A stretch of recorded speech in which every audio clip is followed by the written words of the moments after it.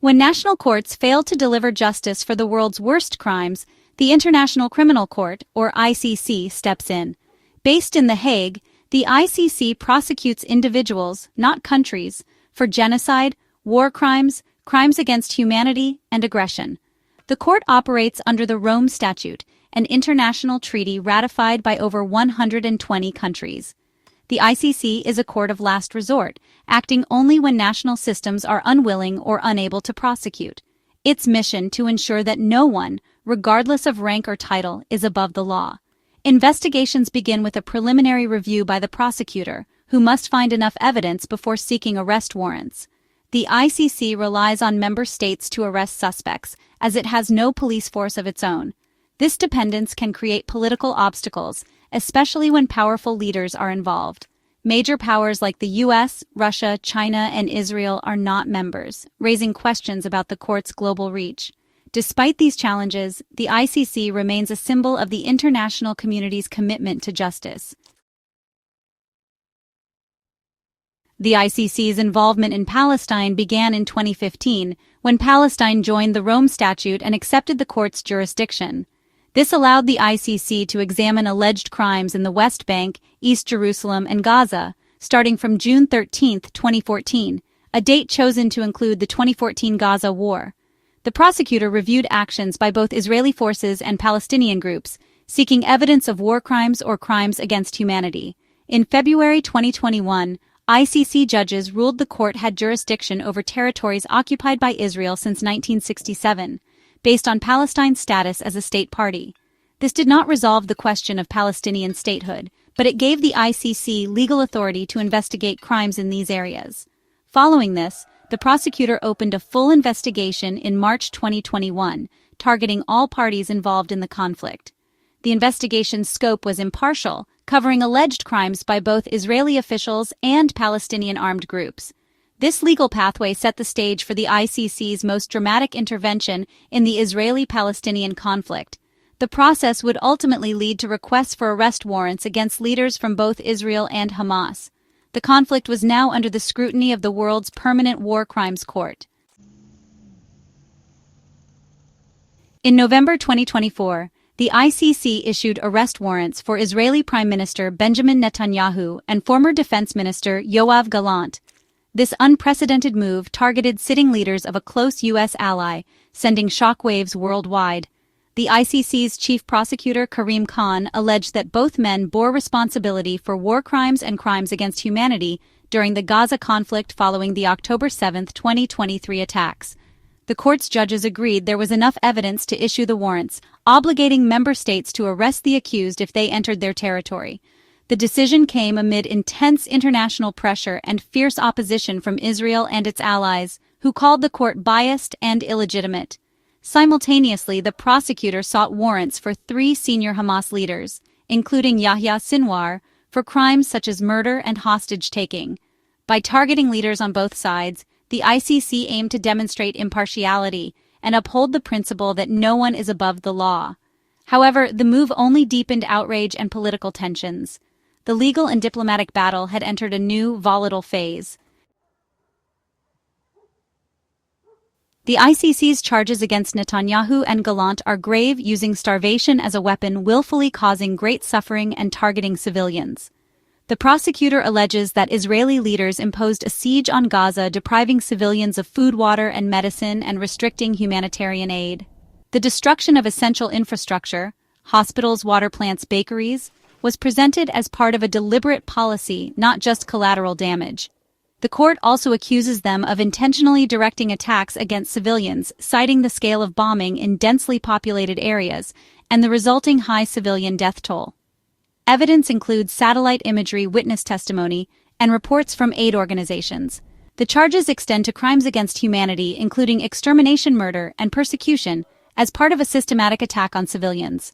If proven, these are among the most serious crimes under international law, carrying the possibility of lengthy prison sentences. The timeline of the ICC's case against Israeli and Hamas leaders is marked by pivotal moments. February 2021, ICC judges confirmed jurisdiction over the Palestinian territories, opening the door to a formal investigation. March 2021. The prosecutor launches the investigation, which Israel immediately condemns. October 2023. The Gaza war erupts, intensifying scrutiny. September 2024.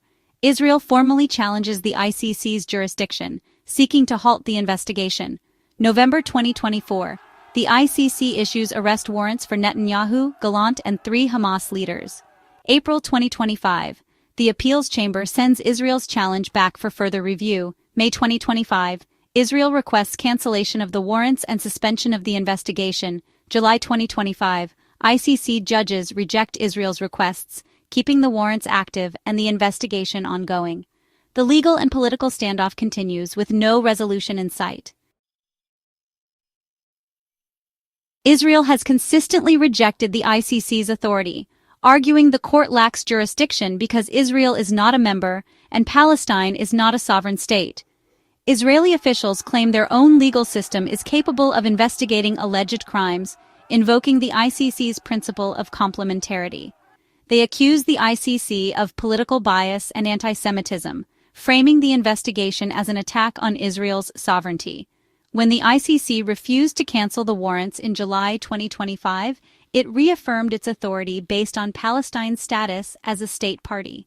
The court noted Israel had not formally challenged the admissibility of the case by demonstrating genuine national investigations. The legal battle is far from over, and Israeli leaders remain at risk of arrest in ICC member states. The confrontation between Israel and the ICC is now a defining test for international justice.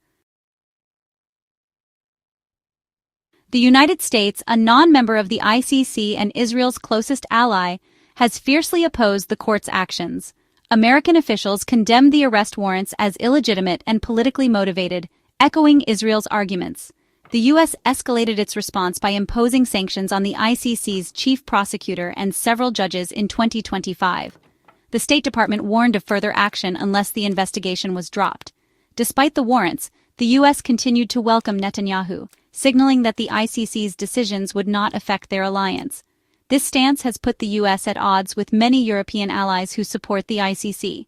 The American position highlights a tension between its commitment to human rights and its protection of allies. By undermining the ICC, the U.S. prioritizes its strategic partnership with Israel over international legal norms. The implications for global justice are profound and far-reaching. The ICC warrants have left European nations in a bind, torn between legal obligations and political alliances. As ICC members, they are required to arrest anyone with an active warrant, but many are close partners of Israel. Germany exemplifies this dilemma. Its president stresses respect for international law, while its chancellor vows not to arrest Netanyahu. The UK has threatened to withdraw from the ICC if Israeli leaders are prosecuted, reflecting broader divisions in Europe. Some countries, like Slovenia, have taken a harder line, banning Israeli officials over inflammatory statements. The EU, a major ICC supporter, faces pressure to respond to alleged Israeli violations of human rights clauses in their association agreement. Debates over sanctions and diplomatic measures have intensified. The warrants force Europe to confront tough questions about its values and interests. The continent remains divided, with no clear consensus on how to balance law and alliance. The ICC case has become a litmus test for Europe's commitment to international justice. With the ICC's refusal to cancel the arrest warrants, Netanyahu and Gallant face severe travel restrictions. Any ICC member state is obligated to arrest them. This effectively isolates them from much of the world, though they can still visit non-member countries like the U.S. The ICC's investigation continues, with prosecutors gathering evidence and possibly expanding the case. A final ruling on Israel's jurisdictional challenge is still pending, and the legal process could take years. Meanwhile, political fallout grows. The U.S. and other allies may increase pressure on the court, while member states face dilemmas over enforcement. The case is a landmark confrontation between a powerful state and the world's war crimes court. The outcome is uncertain. Warrants may remain unenforced for years, or the case could set a new precedent for global accountability. The world is watching to see if international justice will prevail over political power. The ICC's credibility and the future of global justice hang in the balance. This saga is far from over.